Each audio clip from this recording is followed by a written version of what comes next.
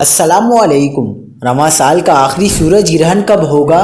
رواں سال کا دوسرا اور آخری سورج گرہن 25 اکتوبر کو ہوگا، جو پاکستان اور انڈیا میں جزوی طور پر دیکھا جا سکے گا۔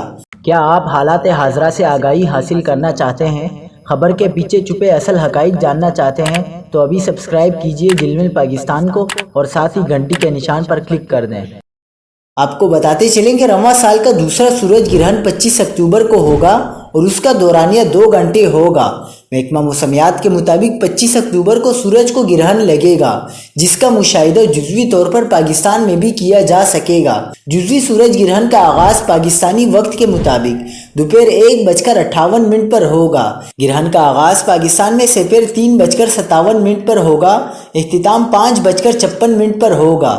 سورج کو جزوی گرہن 5:02 پر لگے گا، جس کے بعد سورج کا ایک حصہ گہرا ہو جائے گا۔ ماہرین فلکیات کے مطابق سورج گرہن 3:57 سے 5:56 تک رہے گا۔ شام 5:01 پر گرہن اپنے عروج پر ہوگا۔